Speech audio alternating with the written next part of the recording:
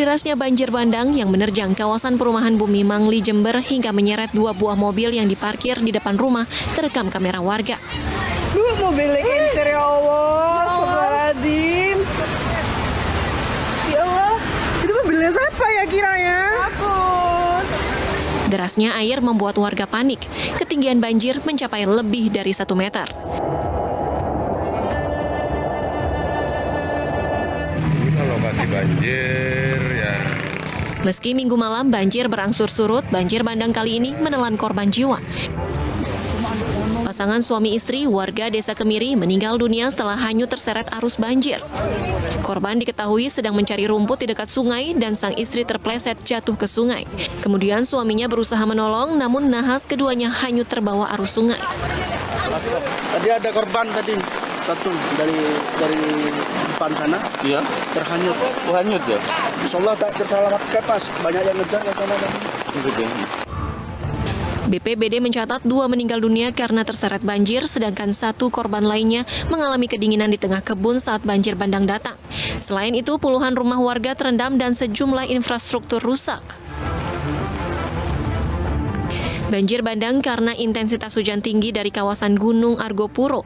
Akibatnya, 440 rumah tergenang dan 1.668 warga terdampak. Dari Jember, Jawa Timur, Bambang Sugiarto, iNews melaporkan.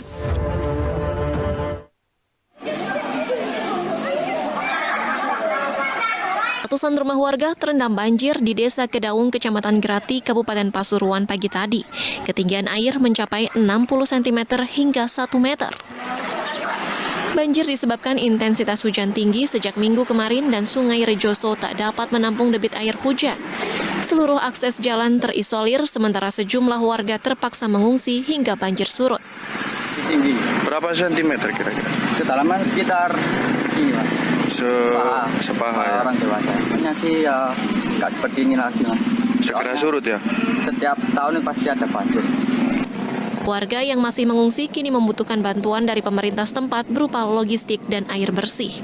Dari Pasuruan, Jawa Timur, Jaka Samudra, iNews melaporkan. Diduga akibat remblong, sebuah truk trailer menabrak 2 mobil dan 4 pengendara motor yang sedang berhenti di lampu merah. 1 orang tewas dan 1 lainnya luka parah. Inilah rekaman kamera pengawas saat truk trailer yang diduga blong menyeruduk 2 mobil dan 4 pengendara motor di perempatan Desa Pandanwangi, Kabupaten Jombang, Jawa Timur, Senin siang. Akibatnya 1 orang tewas dan 1 lainnya luka parah. Korban merupakan ayah dan putrinya. Korban segera dievakuasi ke RSUD Jombang untuk mendapatkan penanganan lebih lanjut. Sedangkan kasus kecelakaan ditangani unit Laka Lantas Polres Jombang.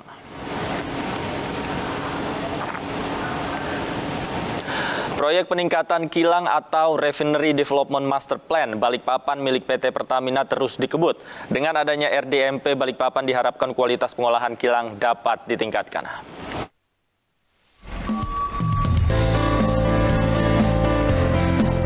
Meski sempat terhambat akibat pandemi COVID-19, PT Pertamina terus melanjutkan proyek pembangunan peningkatan kilang atau Refinery Development Master Plan di Balikpapan, Kalimantan Timur.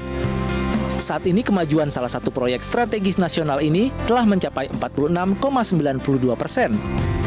Melalui RDMP ini, kapasitas pengolahan kilang dengan investasi sebesar 7 miliar US dollar ini diharapkan terus meningkat.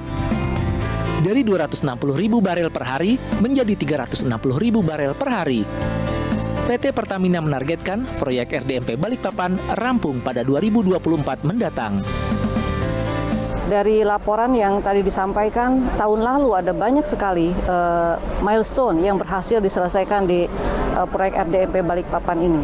Jadi sebagian besar equipment utama ini sudah terpasang dan tentu saja ini membuat kita bangga karena semuanya dikerjakan oleh putra-putri terbaik bangsa.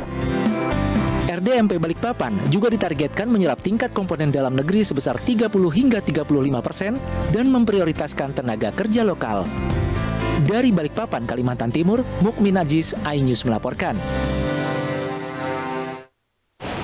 Pemirsa, pembelajaran tatap muka 100% pada pekan kedua di SDN 01 Kenari berjalan normal. Sebanyak 91% siswa sudah divaksinasi dosis pertama, sementara BP POM menerbitkan izin gunakan darurat untuk 5 jenis vaksin COVID-19 sebagai vaksin booster. Pembelajaran tatap muka terbatas di SDN 01 Kenari dilaksanakan setiap harinya dan memasuki pekan kedua. Kapasitas peserta didik 100% dengan lama durasi pembelajaran selama 6 jam atau dari pukul 7 hingga pukul 12.30. Namun apabila pengajar maupun siswa ada yang terpapar virus COVID-19, maka PTM akan dihentikan sementara secara terbatas selama 3 hari. Program booster vaksin COVID-19 di Indonesia rencananya akan dimulai 12 Januari mendatang. Kelima vaksin yang telah disetujui adalah vaksin CoronaVac, PT Bio Farma, Pfizer, AstraZeneca, Moderna, dan Zivivax. Untuk vaksin CoronaVac, Pfizer, dan AstraZeneca digunakan sebagai booster bagi penerima vaksin dengan jenis yang sama sebelumnya. Sementara vaksin Moderna bisa diberikan sebagai booster untuk penerima jenis vaksin yang berbeda pada dosis pertama dan kedua.